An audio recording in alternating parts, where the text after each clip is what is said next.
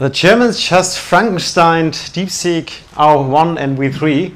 That's a quote from X. Someone posted that on X about a year ago, longer than a year ago. And we were happy with that post. It wasn't us, but somebody understood what we were doing. And we were really excited about that. And the reason was we had published a model called R1T, a large language model. And a little time later, we got this statistic by OpenRouter that you might know. OpenRouter is an API provider for LLMs. You basically get any LLM via OpenRouter, and they route you to the right provider for that. And they published a list of the top 10 open weight creators of open weight models. And on rank 8, you find a company called TNG Tech, which is my company, and which we are really proud of because we had 1.1 trillion tokens at this time over the last year in November 25. And if you look at the names here, you have like open weight models important. You have leading DeepSeek, greatest open weight distributor or creator. And then you have their Mistral AI and OpenAI. And then there's TNG Tech from Unterföhring. And we're like, wow. Like we are really proud of that, so you have to give it that. And today I would like to tell you how we got there, and that's a quite interesting story. So as we are TNG, we are the nerd group. We are a software consultancy, so usually we do software consultancy for any kind of clients over Germany, Europe, the world. And so it's unusual that we publish a model in that style and become a model creator. But it's not so unusual for us because we are the nerd group, and like we always had done like experiments and stuff like our innovation hacking lab.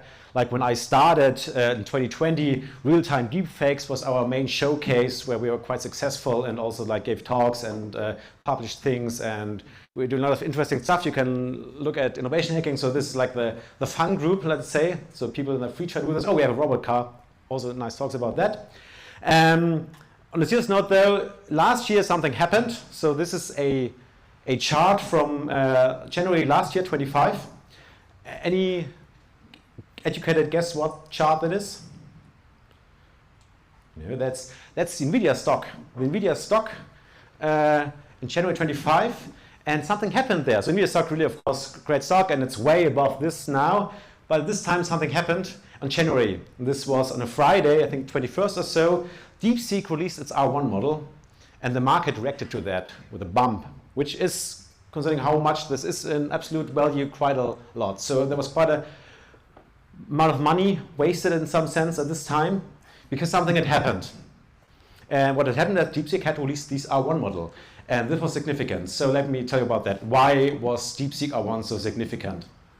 I guess most of you know DeepSeek R1. It was the first open weight reasoning model, and before that it was not clear how this will go on with the large language models, whether the big ones like OpenAI will forever dominate the market on their own, maybe it's OpenAI, Anthropic, and that's it, or whether the open weight market will still have a place there. And there was O1 at this time, or even close to O3, I think. And these were the reasoning models. This was a new thing at these days, reasoning models capable of doing complex math problems and coding problems. And it was not clear whether the open weight market will serve something like that, and they did, and the market reacted. They actually released several models. So let's go back in time. Last year, it feels like ages ago. In December 24 was a Christmas present. We all had to read the paper over the Christmas break. They released V3. This was the architecture. V3 was a non-reasoning model, so was also not that popular for that reason. But it had already the DeepSeek architecture they used with R1, which then they released in January when the NVIDIA stock crashed a little bit. And they released update of both models. In March, they released V3, 0324, an update of V3, and then also the update of R1. And these models, that's why I'm telling so much about that, all share the same architecture. They basically, I mean, you are all data scientists, or many of you, they all have the same base checkpoint, right? The same pre-training behind them. That's important for today. And then later on, they released V3.2, which was changing then things like the attention mechanism in a tremendous way. And of course, I mean, this is old stuff. Since then, many models have been released, and the open weight market is still vivid. It's dominated by Asian companies, of course. And it's even not up to date. So today there's DeepSeek V4. There's also GLM 5.1 on this slide. 5.2 has been just released. A really great coding model. There's Minimax M3 right now, also a really cool model. Kimi K2 was really successful. And among all these really great successful models, there are 2 models by TNG Tech, which is the story today. But go back to, oh sorry, Fabian, did you take the picture? Yes. I sent you the slide. Why was DeepSeek R1 so special, or V3, the architecture? Many things you might have heard, the sanctions on DeepSeek and the not that few GPUs they claim to have, they had some more. Anyway, they were really good in efficient engineering, they're still good in that. And another thing they did is the so-called mixture of expert architecture, which is today the so-called standard architecture with large language models. So what is that?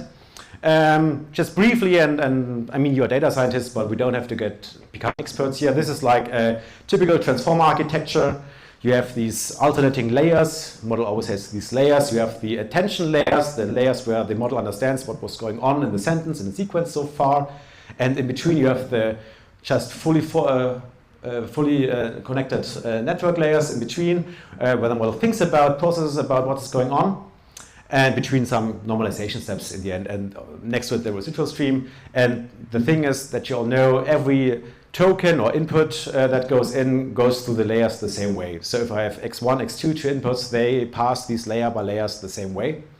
And this changed now in a mixture of expert architecture, where you still have the same attention layer, you have the same normalization steps, but you split up the feed-forward network into so-called experts. So you just essentially vertically cut your matrices and you get a number of experts. And before that you have a router, which is a quite similar, quite a simple linear layer where you do a softmax and top k on top, and then you decide to just route the x input to a few of those feed-forward networks. So when you have one input x1, it might go to F1 and 3, and if you have another input, it might go to totally different experts.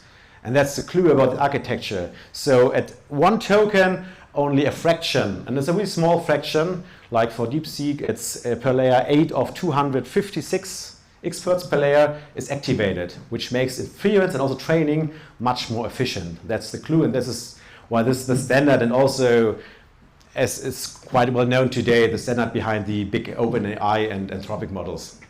So, and there was not an invention by DeepSeek. What was kind of new was this high sparsity. So there was before Mixture, which I think had, oh gosh, I think 4 experts, but don't quote me on that. So way less sparse, but here you have this great sparsity with 256 experts and only 8 activated per token. So each layer has its own router? Yes, each layer has its own router, and each layer has like these 256 experts. There are 61 layers in DeepSeek, 58 of those have MUI architecture, so there are roughly 15,000 experts in total in this model. And so this is the clue about DeepSeek R1. And let's go back to this chart. So back to January last year. We, of course, were also part of this whole transformer revolution, and we're looking at the market, and we saw, okay, when DeepSeek R1 came out, we already had at TNG our own GPU cluster, we have our own inference running, so we're quite like looking at the market and trying out every new model that comes out and that we can deploy. But we know that this is different now. So we really felt, wow, this is a model that changes a little bit the market, not even a little bit, quite potentially. And so what we did is we looked into it. We had a deep look at these R1 model, and this is what came out. This is what we call a kind of brain scan. What you see here is like really a look into the brain of a large language model. This is a plot, like averaged over an input prompt where you vertically have the layers, so where the token passes through layer by layer, and horizontally you have the experts, meaning you have per row 256 pixels and times 58 rows. This is what we see here. And the brighter a pixel shines, the more an expert gets activated by the router, averaged over this input. And what you see here is this like a map. You see it's clearly not a homogeneous activation. So some experts are shining out and some others are not activated at all. This is what we see here. And we thought, okay, this is interesting. And so the next thing we thought is, okay, when you can look at just one brain scan, what you could also do is you could like compare different inputs. In particular, when the model behaves to a similar input in a different way. And one particular use case we had in mind was so-called alignment. As you know, one thing is most open weight models nowadays come from the Asian market. And let's say within Asia, companies align the models in another way that European or Western companies would do. all are aligned but a different way. In particular, when you ask certain, let's say, historical questions, an Asian model will give you another answer than an OpenAI model might give, right? However, you can like tweak these questions really simple by some prompt engineering, and you get to very similar questions, different answers. Like one which is more like Western aligned and the other is more like Eastern aligned, let's say.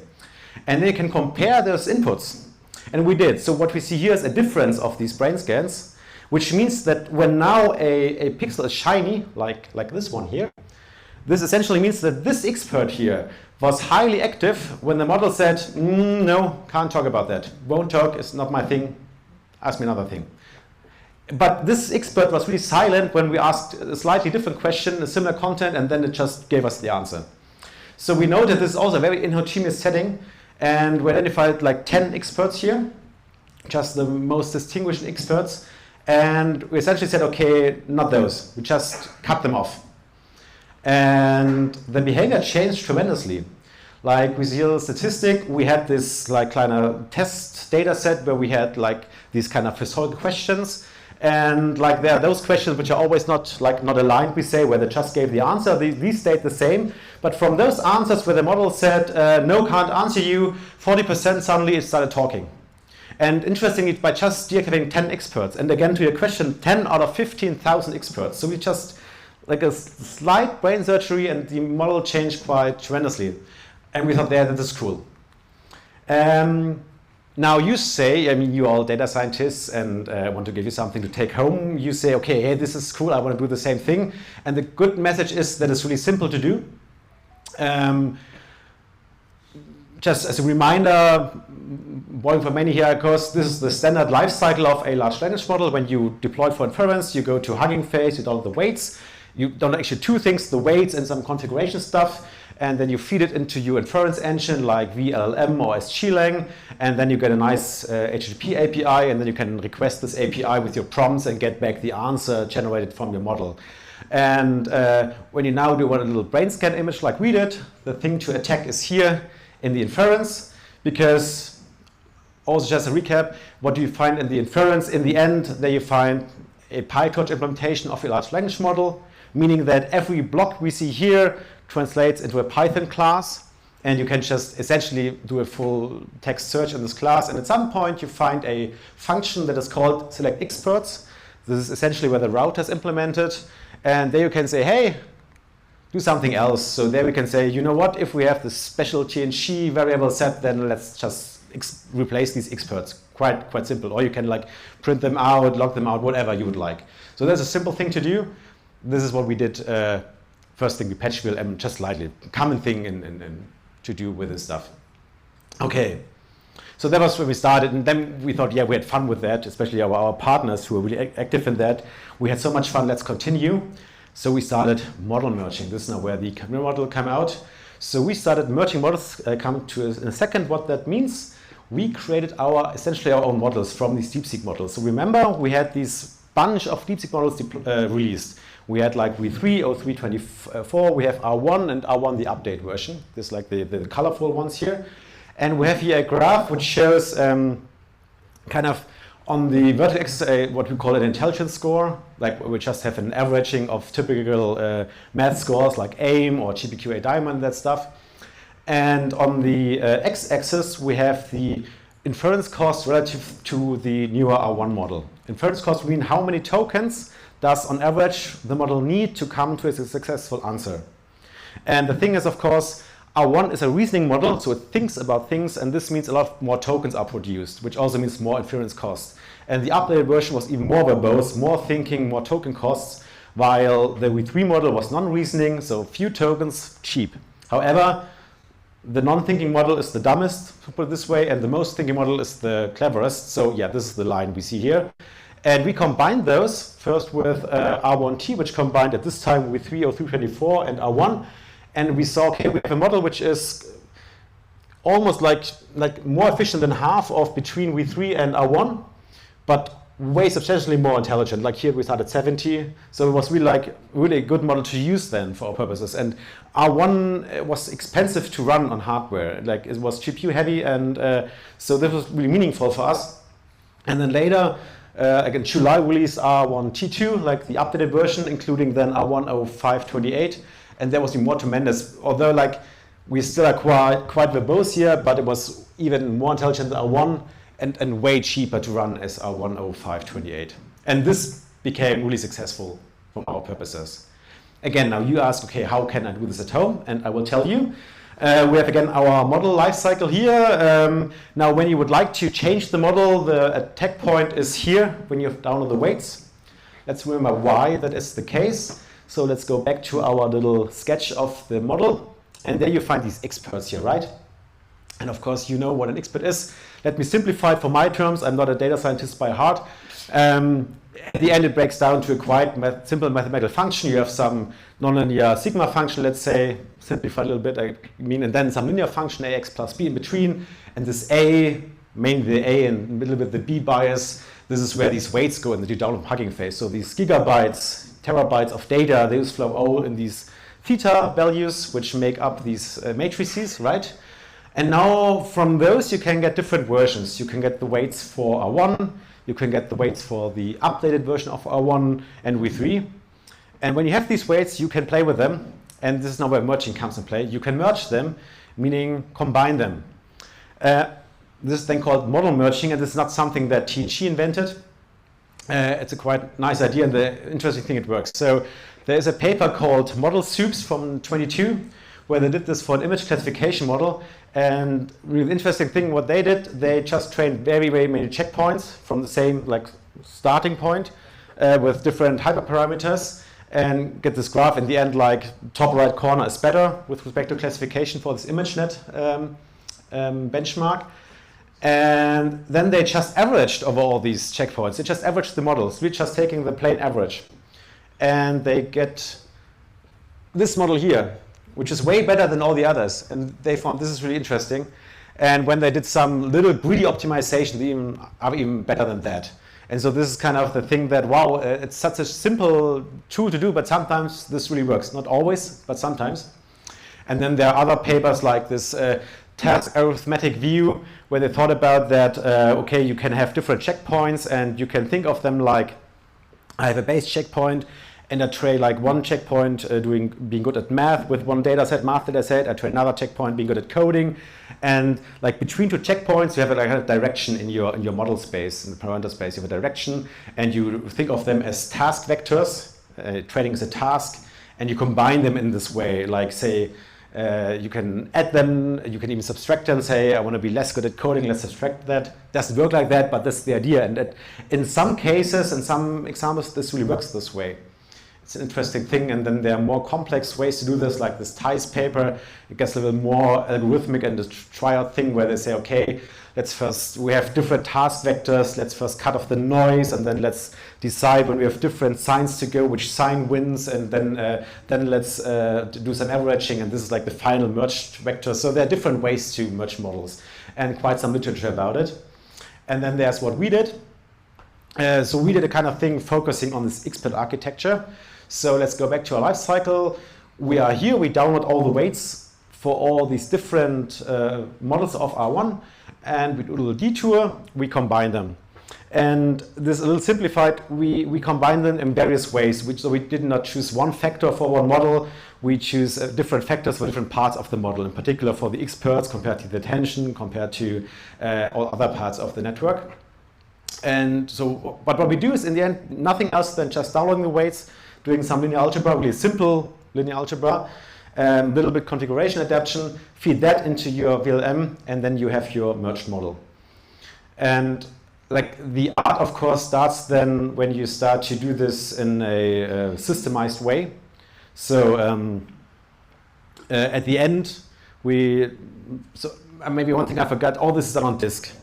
So the first thing is this can be done very easily. It's simple. You don't need GPUs even for that. You can do this on the CPU. A few minutes, you have a new model merged. Problem slightly if you're like lazy, and we were lazy at the beginning, just doing things. One model is like 700 gigabytes, and then you quickly have your few terabytes lying around, and you have to clean it up.